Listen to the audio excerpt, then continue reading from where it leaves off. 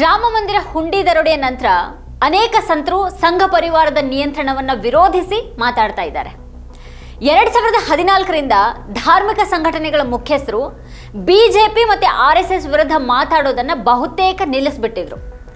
ಯಾವುದೇ ಧಾರ್ಮಿಕ ಸಂಘಟನೆಯ ಮುಖ್ಯಸ್ಥರು ಮಾತಾಡಿದಾಗಲೆಲ್ಲ ಅವರು ಪ್ರಧಾನಿ ಮೋದಿ ಅವರನ್ನು ಹೊಗಳ್ತಾ ಇದ್ರು ಮತ್ತು ಸಂಘದ ಮುಂದೆ ತಲೆಬಾಗುವಂತೆ ಜನರನ್ನು ಒತ್ತಾಯ ಮಾಡ್ತಾ ಇದ್ರು. ಆದರೆ ಮಂದಿರ ದರೋಡೆಯ ನಂತರ ಧಾರ್ಮಿಕ ಕ್ಷೇತ್ರದಲ್ಲಿನ ಒಮ್ಮತ ಒಡೆಯತೊಡಗಿದೆ. ಈಗ ಪ್ರತಿಭಟನೆಯ ಧ್ವನಿಗಳು ಹೊರಹೊಮ್ತಾ ಇವೆ.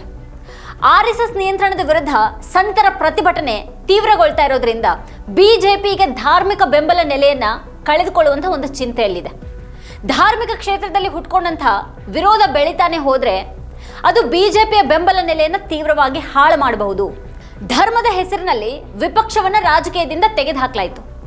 ಯಾವುದೇ ವಿರೋಧವನ್ನ ಮತ್ತೆ ಪ್ರಶ್ನೆಯನ್ನ ಧರ್ಮ ವಿರೋಧಿ ಮತ್ತೆ ರಾಮ ವಿರೋಧಿ ಅಂತ ಬ್ರ್ಯಾಂಡ್ ಮಾಡಲಾಯಿತು. ಆದರೆ ಈಗ ಆ ಧರ್ಮದೊಳಗೇನೆ ವಿರೋಧ ಹುಟ್ಕೊಂಡಿದೆ. ಮಂದಿರದ ಆಡಳಿತದಲ್ಲಿ ಒಂದೇ ಸಂಘಟನೆಯೊಂದಿಗೆ ಸಂಬಂಧವನ್ನು ಹೊಂದಿರುವಂಥ ವ್ಯಕ್ತಿಗಳ ಪ್ರಾಬಲ್ಯವನ್ನ ಧಾರ್ಮಿಕ ಸಂಘಟನೆಗಳ ಪ್ರಮುಖ ವ್ಯಕ್ತಿಗಳು ಬಹಿರಂಗವಾಗಿ ವಿರೋಧ ಮಾಡ್ತಾ ಇದ್ದಾರೆ. ಕೆಲವೊಮ್ಮೆ ಅವರು ಆ ಸಂಘಟನೆಯನ್ನು ಪರೋಕ್ಷವಾಗಿ ಹೆಸರಿಸ್ತಾರೆ, ಮತ್ತೆ ಕೆಲವೊಮ್ಮೆ ಸ್ಪಷ್ಟವಾಗಿ RSS ಮತ್ತೆ ಬಿಜೆಪಿ ಅಂತ ಹೇಳ್ತಾರೆ. 2014ರ ನಂತರದ ಮೋದಿ ಸರ್ಕಾರದ ಅವಧಿಯಲ್ಲಿ ಧಾರ್ಮಿಕ ಕ್ಷೇತ್ರದಲ್ಲಿ ಅಧಿಕಾರದ ಬಲದಿಂದಾನೇ ಹೆಚ್ಚಾಗಿ ಒಮ್ಮತ ಸೃಷ್ಟಿಯಾಯಿತು. ಮೋದಿ ಅಥವಾ ಬಿಜೆಪಿ ಅಥವಾ RSS ಬಗ್ಗೆ ಧಾರ್ಮಿಕ ಕ್ಷೇತ್ರದಲ್ಲಿ ಎರಡನೇ ಅಭಿಪ್ರಾಯ ಇಲ್ಲ ಅಂತಾನೆ ಭಾವಿಸಲಾಗಿತ್ತು. ಬಿಜೆಪಿಗೆ ತನ್ನ ರಾಜಕೀಯ ನೆಲೆ ಧಾರ್ಮಿಕವಾಗಿದೆ ಅನ್ನೋದು ಗೊತ್ತಿದೆ. ಧರ್ಮದ ಕಾರಣದಿಂದಾಗಿ ಜನರು ಸರ್ಕಾರದ ಎಲ್ಲಾ ವೈಫಲ್ಯಗಳನ್ನ ಕಡೆಗಣಿಸ್ತಾರೆ ಮತ್ತೆ ಮತ ಹಾಕ್ತಾರೆ ಅನ್ನೋದು ಕೂಡ ಗೊತ್ತಿದೆ. ಆದ್ರೆ ಧಾರ್ಮಿಕ ಕ್ಷೇತ್ರದೊಳಗೆ ವಿರೋಧ ಬೆಳೆದ್ರೆ, ಧಾರ್ಮಿಕ ಬೆಂಬಲಿಗರೇನಾದ್ರೂ ಕೋಪಗೊಂಡ್ರೆ ಅದು ಸವಾಲಾಗಬಹುದು ಅನ್ನೋಂಥ ಒಂದು ಚಿಂತೆ ಈಗ ಬಿಜೆಪಿಗೆ ಶುರುವಾಗಿದೆ. ನಿಮ್ಮ ಮನೆಯಲ್ಲಿ ಕಳ್ಳತನ ಆದಾಗ ನೀವು ಮನೆಯನ್ನ ಅಲ್ಲ ಕಳ್ಳನನ್ನ ಶಪಿಸ್ತೀರಿ ಅಂತ ನಟ ಅನುಪಮ್ ಖೇರ್ ಅವರು ಹೇಳಿದ್ದಾರೆ. ಇಲ್ಲಿ RSS, VHP ಮತ್ತೆ ಬಿಜೆಪಿಯನ್ನ ಮನೆ ಅಂತ ಹೇಳಲಾಗ್ತಾ ಇದ್ದು ಆ ಕುಟುಂಬದ ಮುಖ್ಯಸ್ಥರು ಪ್ರಧಾನಿ ಮೋದಿ ಮತ್ತೆ RSS ಮುಖ್ಯಸ್ಥ ಮೋಹನ್ ಭಾಗವತ್.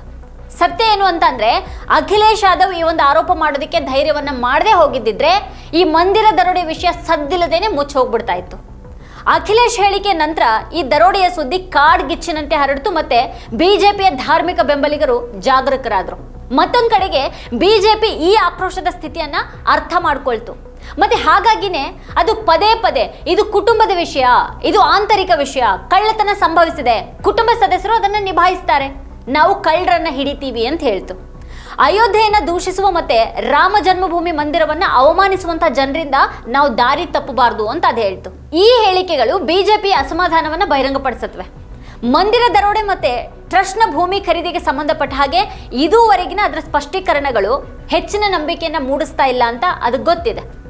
ಲೆಕ್ಕ ಇಲ್ಲದಷ್ಟು ಪ್ರಶ್ನೆಗಳು ತನ್ನದೇ ಬೆಂಬಲಿಗರ ಮನಸ್ಸಿನಲ್ಲಿ ಉಳಿದಿವೆ ಅಂತ ಗೊತ್ತಾಗಿದೆ. ಕೆಲವರು ಬಹಿರಂಗವಾಗಿ ಇದನ್ನೆಲ್ಲ ಮಾತಾಡ್ತಾ ಇದ್ದಾರೆ, ಕೆಲವರು ಭಯದಿಂದ ಮೌನವಾಗಿದ್ದಾರೆ. ಆದರೆ ಮೌನವಾಗಿರೋರಿಗೂ ಕೂಡ ಬಹಳಷ್ಟು ಪ್ರಶ್ನೆಗಳಿವೆ. ತನ್ನ ಬೆಂಬಲಿಗರು ಧ್ವನಿ ಎತ್ತಿದ್ರೆ, ಕೆರಳಿದ್ರೆ ಅಥವಾ ಕೋಪದಿಂದ ಸದ್ದಿಲ್ಲದೇನೆ ಹಿಂದೆ ಸರಿದು ಬಿಟ್ರೆ ಪರಿಸ್ಥಿತಿ ಕೈ ಮೀರುತ್ತೆ ಅಂತ ಬಿಜೆಪಿ ಚಿಂತೆಗೀಡಾಗಿದೆ.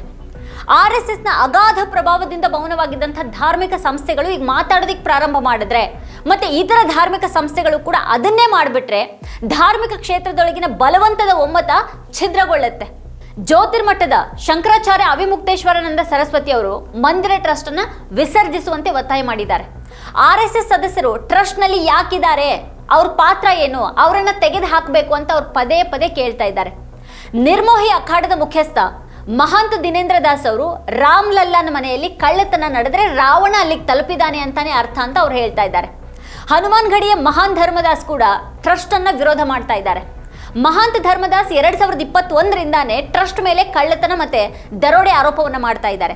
2021ರಲ್ಲೇನೆ ಅವರು ಮಂದಿರದ ಹಣವನ್ನ ವಾಣಿಜ್ಯ ಉದ್ದೇಶಗಳಿಗಾಗಿ ಬಳಸಲಾಗ್ತಾ ಇದೆ ಅಂತ ಆರೋಪ ಮಾಡಿ ಪೊಲೀಸ್ ಠಾಣೆಯಲ್ಲಿ ಒಂದು ದೂರನ್ನ ದಾಖಲಿಸಿದ್ರು. ಆದ್ರೆ ಬಿಜೆಪಿ, RSS ಮತ್ತೆ ಮೋದಿ ಸರ್ಕಾರ ಈ ಧಾರ್ಮಿಕ ಕ್ಷೇತ್ರದ ಮೇಲೆ ಸಂಪೂರ್ಣ ನಿಯಂತ್ರಣವನ್ನು ಹೊಂದಿದ್ರಿಂದಾಗಿ ಅವ್ರ ಹೇಳಿಕೆ ಸದ್ದು ಮಾಡದೇನೆ ಹೋಗಿರಬಹುದೇನೋ. 2014ರ ನಂತರ ಅಂತಹ ವಿರೋಧಿ ಧ್ವನಿಗಳನ್ನು ಮೌನಗೊಳಿಸಲಾಯಿತು. 2019ರಲ್ಲಿಯೂ ಕೂಡ ಯಾರೂ ಮಾತಾಡೋದಕ್ಕೆ ಧೈರ್ಯ ಮಾಡಲಿಲ್ಲ. 2024ರಲ್ಲಿ ಮಂದಿರ ಉದ್ಘಾಟನೆ ಎಲ್ಲರನ್ನೂ ಮೌನಗೊಳಿಸ್ತು. ಧಾರ್ಮಿಕ ಕ್ಷೇತ್ರಗಳು ಪಕ್ಷಾತೀತವಾಗಿರಬೇಕು, ಆದರೆ ಮೋದಿ ಯುಗದಲ್ಲಿ ಎಲ್ಲರೂ ಬಿಜೆಪಿ ಕಾರ್ಯಕರ್ತರ ಹಾಗೆಯೇ ಕಾಣಿಸ್ಕೊಂಡ್ರು. ಈಗ ಮಂದಿರ ದರೋಡೆ ಘಟನೆಯ ನಂತರ ಅನೇಕ ಸಂತರು ಮುಂದೆ ಬಂದು ಎಲ್ಲಾ ಧಾರ್ಮಿಕ ಸಂಸ್ಥೆಗಳನ್ನು ನಿಯಂತ್ರಿಸೋದಕ್ಕೆ ಬಿಜೆಪಿ ಬಳಸ್ತಾ ಇದ್ದಂಥ ಒಂದು ಚಾಟಿಯನ್ನ ಕೈಗೆ ತೆಗೆದುಕೊಂಡ್ರು. ಸಂತೋಷ್ ದುಬೆ ಅಯೋಧ್ಯೆಯಲ್ಲಿ ಏಕಾಂಗಿಯಾಗಿ ಪ್ರತಿಭಟನೆಯಲ್ಲಿ ತೊಡಗಿದ್ದಾರೆ. ದಿನನಿತ್ಯವೂ ಕೂಡ ಅವರು ಸಂದರ್ಶನಗಳನ್ನು ನೀಡ್ತಾ ಇದ್ದಾರೆ. ಅವರು ತಮ್ಮ ಜೀವಕ್ಕೆ ಬೆದರಿಕೆ ಇರೋದ್ರ ಬಗ್ಗೆ ಮಾತಾಡ್ತಾ ಇದ್ದಾರೆ. ಕಳ್ಳತನ ಮತ್ತೆ ಭ್ರಷ್ಟಾಚಾರದಿಂದ ಹಿಡಿದು RSS ಬಿಜೆಪಿಯ ನಿಯಂತ್ರಣದವರೆಗೆ ಎಲ್ಲದರ ವಿರುದ್ಧ ಕೂಡ ಸಂತೋಷ್ ದುಬೆ ಅವರು ಮಾತಾಡ್ತಾ ಇದ್ದಾರೆ. 2019ರಲ್ಲಿ ಸಂತೋಷ್ ದುಬೆ ಈ ರೀತಿ ಮಾತಾಡಿದ್ರೆ ಅದು ಅಲ್ಲೇ ಅಡಗು ಹೋಗ್ತಾ ಇತ್ತು. ಆದ್ರೆ ಈಗ ಅವರ ಪ್ರೊಫೈಲ್ ಪ್ರಕಟ ಆಗ್ತಾ ಇದೆ. ಧಾರ್ಮಿಕ ಕ್ಷೇತ್ರದಲ್ಲಿ ವಿರೋಧ ರೂಪುಗೊಳ್ತಾ ಇದೆ. ಸ್ವಲ್ಪ ಸಮಯದ ನಂತರ ಈ ಧ್ವನಿಗಳು ಮತ್ತೆ ಕಡಿಮೆ ಆಗಬಹುದು.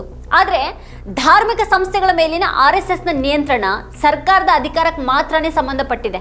ಅದು ದುರ್ಬಲವಾಗಿ ಕಂಡು ಬಂದಾಗಲೆಲ್ಲ ಅಂಥ ಧ್ವನಿಗಳು ಮತ್ತೆ ಹೊರಗೊಮ್ಮತವೆ. ಅದಕ್ಕಾಗಿಯೇ ಬಿಜೆಪಿ ಮಂದಿರ ಹಗರಣವನ್ನು ಬಹಿರಂಗಪಡಿಸಿದಂತಹ ವಿರೋಧ ಪಕ್ಷಗಳನ್ನು ಗುರಿಯಾಗಿಸುವಲ್ಲಿ ಮುಂಚೂಣಿಯಲ್ಲಿದೆ. ಮತ್ತೊಂದು ಕಡೆಗೆ ಅಯೋಧ್ಯೆಯ ಜನರು ಮತ್ತೆ ಸಂತರು ಬಿಜೆಪಿಯ ಮೇಲಿನ RSSನ ನಿಯಂತ್ರಣವನ್ನು ಗುರಿಯಾಗಿಸಿಕೊಂಡಾಗ ಅದು ಮೌನವಾಗಿರುತ್ತೆ. ಅದು ಅವರನ್ನ ದೇಶದ್ರೋಹಿಗಳು ಅಥವಾ ರಾಮ ವಿರೋಧಿ ಅಂತ ಕರೆಯೋದಕ್ಕೆ ಸಾಧ್ಯ ಇಲ್ಲ. ರಾಮ ಮಂದಿರ ಚಳವಳಿಯ ಸಮಯದಲ್ಲಿ ಬಿಜೆಪಿ ದೇಣಿಗೆಗಳ ದುರುಪಯೋಗವನ್ನು ಪಡಿಸ್ಕೊಂಡಿದೆ ಅಂತ ಆರೋಪ ಮಾಡಲಾಗಿದೆ. ಆ ಕಾಲದ ಘಟನೆ ಕುರಿತ ಹೇಳಿಕೆಗಳನ್ನು ಪ್ರಕಟಿಸಿ ಮತ್ತೆ ತೋರಿಸಲಾಗ್ತಾ ಇದೆ. ಅನೇಕ ಜನ ತಮ್ಮ ಕೋಪ ಹೊರಹಾಕೋದಿಕ್ಕೆ ಈ ದಿನಕ್ಕಾಗಿ ಕಾಯ್ತಾ ಇದ್ರು ಅಂತ ಕಾಣಿಸುತ್ತೆ.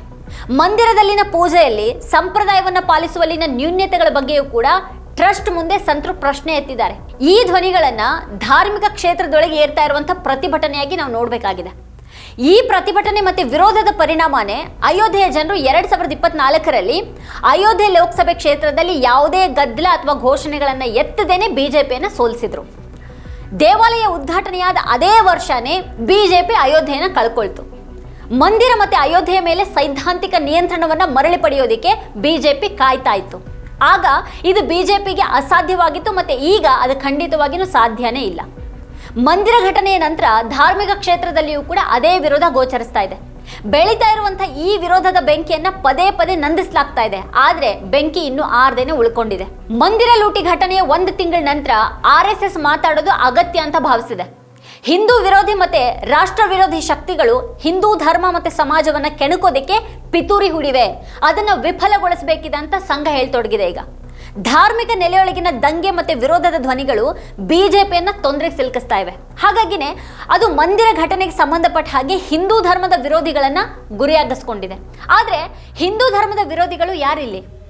ಮಂದಿರ ದರೋಡೆ ಪ್ರಕರಣ ಬಯಲಿಗೆಳೆದವರನ್ನ ಹಿಂದೂ ವಿರೋಧಿಗಳು ಅಂತ ಅದು ಕರೆಯುತ್ತಾ? ಹಾಗಾದ್ರೆ ಈ ವಿರೋಧ ಮತ್ತೆ ಪ್ರತಿಭಟನೆಯಿಂದಾಗಿನೇ ಬಿಜೆಪಿ ರಾಮ ಮಂದಿರ ದರೋಡೆಯನ್ನ ವೈಯಕ್ತಿಕ ವಿಷಯವನ್ನಾಗಿ ಮಾಡೋದಕ್ಕೆ ಪ್ರಾರಂಭ ಮಾಡಿತು. ಆದ್ರೆ ಬದ್ರಿನಾಥ ದೇವಾಲಯದಲ್ಲಿ ಕಳ್ಳತನದ ಸುದ್ದಿ ತಿಳಿದ ತಕ್ಷಣನೇ ಪರಿಸ್ಥಿತಿ ಕೈ ಮೀರ್ತಾ ಇದೆ ಅಂತ ತಿಳಿದು ತಕ್ಷಣನೇ FIR ದಾಖಲಿಸಲಾಯಿತು, ತನಿಖೆಯನ್ನ ಪ್ರಾರಂಭ ಮಾಡಲಾಯಿತು. ರಾಮ ಮಂದಿರ ದರೋಡೆ ಪ್ರಕರಣದಲ್ಲಿ ಮಾತ್ರನೇ FIR ಹಾಕೋದಕ್ಕೆ 18 ದಿನಗಳು ಬೇಕಾದವು. ಚಂಪತ್ ರಾಯ್ ಮತ್ತೆ ಅನಿಲ್ ಮಿಶ್ರಾ ಟ್ರಸ್ಟ್ಗೆ ರಾಜೀನಾಮೆಯನ್ನು ನೀಡೋದಕ್ಕೆ 1 ತಿಂಗಳು ತೆಗೆದುಕೊಂಡ್ರು. ರಾಮನ ಹೆಸರಿನಲ್ಲಿ ದರೋಡೆಗಳು ನಡೆದಿವೆ. ಮತ್ತೆ ವಾಸ್ತವ ಏನು ಅಂತಂದ್ರೆ ಕೇವಲ 40 ದಿನಗಳ ಕಳ್ಳತನ ವರದಿಯಾಗಿದೆ. ಈ 40 ದಿನಗಳಲ್ಲಿನೇ 70 ಬಾರಿ ಲೂಟಿ ಮಾಡಲಾಗಿದೆ. ಈ ಸ್ವಯಂ ಘೋಷಿತ ಹಿಂದುತ್ವ ಗುತ್ತಿಗೆದಾರರು ಹಿಂದೂ ಧರ್ಮಕ್ಕೆ ಅವಮಾನಕರ ಅಲ್ವಾ? 2021ರಲ್ಲಿ ರಾಮ ಮಂದಿರ ನಿರ್ಮಾಣ ಮತ್ತೆ 2023ರಲ್ಲಿ ಕೇದಾರ್ನಾಥ್ ದೇವಾಲಯದ ಬಗ್ಗೆ ರಿಗ್ಗಿಂಗ್ ಆರೋಪಗಳು ಬಂದಾಗ RSS ಮತ್ತೆ ಬಿಜೆಪಿ ತಲೆ ಕೆಡಿಸ್ಕೊಳ್ಳಿಲ್ಲ. ಆದ್ರೆ ಈ ಬಾರಿ ಧಾರ್ಮಿಕ ಕ್ಷೇತ್ರದೊಳಗೆ ವಿರೋಧ ಎದ್ದಿದೆ. VHPಯಿಂದ ಹೊರಹಾಕಲ್ಪಟ್ಟಂತಹ ಪ್ರವೀಣ್ ತೊಗಾಡಿ ಅವರ ವಿಷಯ ಮತ್ತೆ ಬೆಳಕಿಗೆ ಬರ್ತಾ ಇದೆ. ಇದ್ದಕ್ಕಿದ್ದ ಹಾಗೆ ಪ್ರವೀಣ್ ತೊಗಾಡಿ ಅವರ ಧ್ವನಿ ಪ್ರಸ್ತುತ ಆಗ್ತಾ ಇದೆ. ಅಯೋಧ್ಯೆಯ ರಾಮ ಮಂದಿರದಲ್ಲಿ ಕಳ್ಳತನ ನಡೆದಿದೆ ಅಂತ ತೊಗಾಡಿಯ ಹೇಳಿದ್ದಾರೆ. ಟ್ರಸ್ಟ್ ಮತ್ತೆ ಪೊಲೀಸರು ಕೂಡ ಇದನ್ನ ಒಪ್ಕೊಂಡಿದ್ದಾರೆ. ಇದು ಲಕ್ಷಾಂತರ ಹಿಂದೂಗಳಿಗೆ ಆಘಾತ, ದುಃಖ ತಂದಿದೆ ಮತ್ತೆ ಇದು ಕೋಪಕ್ಕೆ ಕಾರಣ ಆಗಿದೆ. ಮಂದಿರ ನಿರ್ಮಾಣ ಸಮಿತಿಯೊಂದಿಗೆ ಸಂಬಂಧವನ್ನು ಹೊಂದಿರುವಂತಹ ನೃಪೇಂದ್ರ ಮಿಶ್ರಾ ಅವರ ಹಿಂದಿನ ಇತಿಹಾಸವನ್ನ ತನಿಖೆ ಮಾಡಲಾಗ್ತಾ ಇದೆ. ಈಗ RSS ಬಿಜೆಪಿ ಸದಸ್ಯ ಮತ್ತೆ ಚಂಪತ್ ರಾಯ್ ಪರವಾಗಿ ಹೇಳಿಕೆಯನ್ನು ನೀಡಿರುವಂತಹ ಪ್ರಕಾಶ್ ಶರ್ಮಾ ಜನ್ಮಭೂಮಿ ಚಳವಳಿ ಸಮಯದಲ್ಲಿ ನೃಪೇಂದ್ರ ಮಿಶ್ರಾ ಅಮಾಯಕ ರಾಮ ಭಕ್ತರ ಮೇಲೆ ಗುಂಡು ಹಾರಿಸೋದಕ್ಕೆ ಕಾರಣರಾಗಿದ್ದಾರೆ ಅಂತ ಆರೋಪ ಮಾಡಿದ್ದಾರೆ. ಕರಸೇವಕರ ಮೇಲೆ ಗುಂಡು ಹಾರಿಸೋದಕ್ಕೆ ನೃಪೇಂದ್ರ ಮಿಶ್ರಾ ಆದೇಶವನ್ನ ನೀಡಿದ್ರು ಅಂತ ಆರೋಪ ಮಾಡಲಾಗಿದೆ. ಮುಖ್ಯಮಂತ್ರಿ ಆದಿತ್ಯನಾಥ್ ಆ ನೆನಪನ್ನ ಎತ್ತುತ್ತಾ ಇರೋದ್ರ ಹಿಂದೆ ನೃಪೇಂದ್ರ ಮಿಶ್ರಾ ಅವರ ಇತಿಹಾಸವನ್ನ ಅಗೆಯುವಂತಹ ಉದ್ದೇಶ ಇರಬಹುದಾ? ಮುಲಾಯಂ ಸಿಂಗ್ ಯಾದವ್ ಆದೇಶದ ಮೇರೆಗೆ ಗುಂಡನ್ನು ಹಾರಿಸಲಾಗಿಲ್ಲ ಅಂತ ನೃಪೇಂದ್ರ ಮಿಶ್ರಾ ಸ್ವತಃ ಹೇಳಿದ್ದಾರೆ. ಇದು ಜಿಲ್ಲಾಡಳಿತದ ಕೆಲಸ ಅಂತ ಹೇಳಿದ್ದಾರೆ. ಮುಲಾಯಂ ಸಿಂಗ್ ಯಾದವ್ ಸರ್ಕಾರದಲ್ಲಿ ನೃಪೇಂದ್ರ ಮಿಶ್ರಾ ಪ್ರಧಾನ ಕಾರ್ಯದರ್ಶಿಯಾಗಿದ್ರು. ಕರಸೇವಕರ ಮೇಲೆ ಗುಂಡು ಹಾರಿಸಿದವರು ಅಂತ ಬಿಜೆಪಿ ಅವರೇ ಹೇಳುವಂತಹ ಮುಲಾಯಂ ಸಿಂಗ್ ಯಾದವ್ಗೆ ಪದ್ಮವಿಭೂಷಣವನ್ನ ಮೋದಿ ಸರ್ಕಾರ ಯಾಕೆ ನೀಡ್ತು ಅಂತ ಆದಿತ್ಯನಾಥ್ ಅವರು ಮೋದಿ ಅವರನ್ನ ಕೇಳಬೇಕು. ರಾಮ ಮಂದಿರಕ್ಕೆ ಸಂಬಂಧಪಟ್ಟಂತಹ ಕರಸೇವಕರ ಮೇಲೆ ಗುಂಡು ಹಾರಿಸಿದ್ರು ಅಂತ ಹೇಳಾಗುವಂತಹ ವ್ಯಕ್ತಿಯನ್ನ ಮೋದಿ ಸರ್ಕಾರ ಗೌರವಿಸಬಹುದಾ? ಮೋದಿ ಸರ್ಕಾರ ನೃಪೇಂದ್ರ ಮಿಶ್ರಾ ಅವರಿಗೂ ಕೂಡ ಪದ್ಮಭೂಷಣ ಪ್ರಶಸ್ತಿಯನ್ನ ನೀಡಿದೆ. ಈಗ ಕರಸೇವಕರ ಮೇಲೆ ಗುಂಡು ಹಾರಿಸುವಲ್ಲಿ ನೃಪೇಂದ್ರ ಮಿಶ್ರಾ ಯಾವ ಪಾತ್ರ ವಹಿಸಿದ್ದಾರೆ ಅನ್ನೋದನ್ನ RSS, ಬಿಜೆಪಿ ಮತ್ತೆ VHPನೇ ಸ್ಪಷ್ಟಪಡಿಸಬೇಕು. ಅದನ್ನ ಬಿಟ್ಟು ಸಮಾಜವಾದಿ ಪಕ್ಷ ಮತ್ತೆ ಕಾಂಗ್ರೆಸ್ನ ಜನರು ದೇವಾಲಯ ನಿರ್ಮಾಣದಲ್ಲಿ ಅಡೆತಡೆಗಳನ್ನ ಸೃಷ್ಟಿ ಮಾಡಿದ್ರು, ರಾಮನ ಹೆಸರಿನಲ್ಲಿ ಪ್ರಶ್ನೆಗಳನ್ನ ಎತ್ತೋದಿಕ್ ಪ್ರಯತ್ನ ಪಟ್ರು, ರಾಮ ಭಕ್ತರ ಮೇಲೆ ಗುಂಡು ಹಾರಿಸಿದ್ರು ಅಂತ ಯಾಕೆ ದೂಷಿಸಲಾಗ್ತಾ ಇದೆ? ಡಬಲ್ ಎಂಜಿನ್ ಸರ್ಕಾರ ಬಂದು ರಾಮ ಮಂದಿರವನ್ನ ನಿರ್ಮಿಸ್ತು ಅಂತ ಹೇಳ್ಕೊಳ್ಳುವಂತ ಈ ಬಿಜೆಪಿ ಜನ ಮಂದಿರ ದರೋಡೆಯನ್ನು ಆಂತರಿಕ ವಿಷಯ ಅಂತ ಹೇಳ್ತಾ ಇದ್ದಾರೆ. ಈಗ ಹಾಗಾದ್ರೆ ಕುಟುಂಬದ ದೊಡ್ಡ ನಾಯಕರ ವಿರುದ್ಧ ಕ್ರಮ ಕೈಗೊಳ್ಳಲಾಗುತ್ತಾ ಅಂತ ಜನರು ನೋಡ್ತಾ ಇದ್ದಾರೆ. ಈಗ ಯಾವುದೇ FIR ಕೂಡ ದಾಖಲಾಗಿಲ್ಲ. ಗೋಪಾಲ್ ರಾವ್ ಅಥವಾ ಚಂಪತ್ರ ವಿರುದ್ಧ FIR ದಾಖಲಿಸದೇ ಇರೋ ಹಾಗೆ ತಡೆದವ್ರು ಯಾರು? ಚಂಪತ್ರ ಯಾವತ್ತಾದ್ರೂ ಇದೆಲ್ಲದ್ರ ಬಗ್ಗೆ ಮಾತಾಡೋದಕ್ಕೆ ಸಾಧ್ಯ ಆಗುತ್ತಾ? ಅದಕ್ಕಾಗಿನೇ ಧಾರ್ಮಿಕ ಕ್ಷೇತ್ರದೊಳಗೆ ವಿರೋಧ ಹೇಳುವಾಗಿದೆ ಈಗ. ಮತ್ತೆ ಈ ಸಾಧ್ಯತೆಯಿಂದ ಬಿಜೆಪಿ ತೀವ್ರ ತೊಂದರೆಗೊಳಗಾಗಿದೆ. ಮೋದಿ ಅವರ ಚುನಾವಣೆ ಯಶಸ್ಸಿಗೆ ಹಿಂದೂ ಧರ್ಮದ ಧಾರ್ಮಿಕ ಏಕತೆನೇ ಕಾರಣ ಅಂತ ಆಡಳಿತ ಪಕ್ಷದೊಂದಿಗೆ ಸಂಬಂಧ ಹೊಂದಿರುವಂತಹ ಅನೇಕ ರಾಜಕೀಯ ತಜ್ಞರು ಉತ್ಪ್ರೇಕ್ಷಿಸಿ ಹೇಳ್ತೊಡಗಿದ್ದಾರೆ. ಈಗ RSS ಮತ್ತೆ ಪ್ರಧಾನಿ ಮೋದಿ ಜಾತಿ ಆಧಾರಿತ ರಾಜಕೀಯವನ್ನ ಹಿಂದೂ ಏಕತೆಗಾಗಿ ಪರಿವರ್ತಿಸಿದ್ರು ಅಂತ ತೋರಿಸೋದಕ್ಕೆ ಅವ್ರು ಪ್ರಯತ್ನ ಪಡ್ತಿದ್ದಾರೆ. ಆ ಏಕತೆಯೊಳಗೆ ಯಾವ ಧಾರ್ಮಿಕ ಸಮಸ್ಯೆಗಳು ಹೊರ ಹೊಮ್ತಾ ಇವೆ ಅನ್ನೋದನ್ನ ಈ ಜನರು ಯಾವತ್ತಿಗೂ ಕೂಡ ಅರ್ಥ ಮಾಡ್ಕೊಳ್ಳೋದಕ್ಕೆ ಪ್ರಯತ್ನ ಪಡಲಿಲ್ಲ.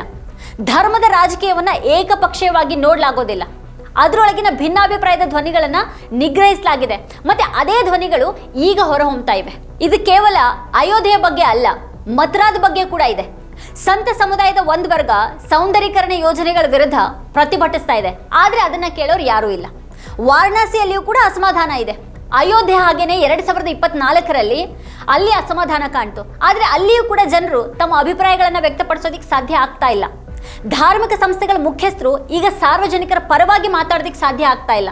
ಶಂಕರಾಚಾರ್ಯ ಅವಿಮುಕ್ತೇಶ್ವರಾನಂದ ಸರಸ್ವತಿ ಸರ್ಕಾರದ ವಿರುದ್ಧ ಮಾತಾಡೋದಿಕ್ಕೆ ಪ್ರಾರಂಭ ಮಾಡಿದಾಗ ಅವರ ವಿರುದ್ಧ ಸುಳ್ಳು ಪ್ರಕರಣವನ್ನು ದಾಖಲಿಸಲಾಯಿತು. ರಾಜಕೀಯದಲ್ಲಿ ವಿರೋಧ ಪಕ್ಷಗಳಿಗೆ ಮೊಕದ್ದಮೆಯ ಬೆದರಿಕೆ ಇರೋ ಹಾಗೇನೆ ಧಾರ್ಮಿಕ ಧ್ವನಿಗಳಿಗೂ ಕೂಡ ಇಲ್ಲಿ ಬೆದರಿಕೆ ಇದೆ. ಈ ಭಯ ಅನೇಕ ಸಂತರು ಮತ್ತೆ ಸನ್ಯಾಸಿಗಳನ್ನ ಮೌನವಾಗಿಸಿದೆ. ಆದರೂ ಕೂಡ ಅನೇಕರು ಅಸಮಾಧಾನವನ್ನ ತೋರ್ತಾ ಇದ್ದಾರೆ. ಧಾರ್ಮಿಕ ಕ್ಷೇತ್ರ ಧರ್ಮವನ್ನು ಆಚರಿಸುವಂಥ ಜನರನ್ನ ಮಾತ್ರ ಅಲ್ಲ, ಅದರ ಆಡಳಿತದಲ್ಲಿ ತೊಡಗಿರುವಂತಹ ಸಂಸ್ಥೆಗಳಾದಂತಹ ಅಖಾಡಗಳು, ಆಶ್ರಮಗಳು ಮತ್ತೆ ಮಠಗಳ ಮುಖ್ಯಸ್ಥರನ್ನ ಕೂಡ ಒಳಗೊಂಡಿದೆ. ರಾಮ ಮಂದಿರದಲ್ಲಿ ವರ್ಷಗಳಿಂದಾನು ಕಳ್ಳತನಗಳು ನಡೀತಾ ಇವೆ ಅಂತ ಅನೇಕ ಸಂತರು ಹೇಳಿದ್ದಾರೆ. ಹಾಗಾದ್ರೆ ಯಾರೂ ಕೂಡ ವರ್ಷಗಳಿಂದ ಯಾಕೆ ಮಾತಾಡಲಿಲ್ಲ? ಧಾರ್ಮಿಕ ಸಂಸ್ಥೆಗಳ ಮುಖ್ಯಸ್ಥರು ಇಷ್ಟೊಂದು ಪ್ರಶ್ನೆಗಳೊಂದಿಗೆ ಹೇಗೆ ಮೌನವಾಗಿದ್ರು? ರಾಮ ಮಂದಿರ ದರೋಡೆ ಘಟನೆ ಎಲ್ರಿಗೂ ಮಾತಾಡೋದಕ್ಕೆ ಈಗ ಒಂದು ಅವಕಾಶವನ್ನ ನೀಡಿದೆ. ಆಡಳಿತ ಪಕ್ಷದಿಂದ ಭಯಕ್ಕೊಳಗಾದವರು ವಿರೋಧ ಪಕ್ಷದ ಪರವಾಗಿ ಮಾತಾಡೋದಕ್ಕೆ ಪ್ರಾರಂಭ ಮಾಡಿದ್ರು. ಈ ರೀತಿ ಧಾರ್ಮಿಕ ಕ್ಷೇತ್ರದಲ್ಲಿಯೂ ಕೂಡ ವಿರೋಧ ರೂಪುಗೊಳ್ತಾ ಇರುವಾಗ ಬಿಜೆಪಿಗೆ ಚಡ್ಪಡಿಸ್ತಾ ಇದೆ.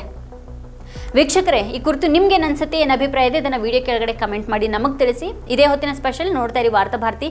ನೀವು ಇನ್ನೂ ಕೂಡ ವಾರ್ತಾಭಾರತಿ ಚಾನೆಲನ್ನು ಸಬ್ಸ್ಕ್ರೈಬ್ ಮಾಡಿಲ್ಲ ಅನ್ನೋದಾದ್ರೆ ಈ ಕೂಡಲೇ ಸಬ್ಸ್ಕ್ರೈಬ್ ಮಾಡಿ, ಹಾಗೆ ಪಕ್ಕದಲ್ಲೇ ಇರುವಂತಹ ಬೆಲ್ ಐಕಾನ್ ಪ್ರೆಸ್ ಮಾಡಿ ನಮ್ಮನ್ನು ಪ್ರೋತ್ಸಾಹಿಸಿ.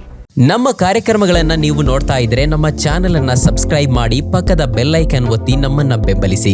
ಹಾಗೆ ನಮ್ಮ ಕಾರ್ಯಕ್ರಮಗಳನ್ನ ಲೈಕ್ ಮಾಡಿ, ಕಮೆಂಟ್ ಮಾಡಿ, ಅದನ್ನ ಬೇರೆಯವರಿಗೂ ವಾಟ್ಸ್ಆಪ್ ಮೂಲಕ ಶೇರ್ ಮಾಡಿ.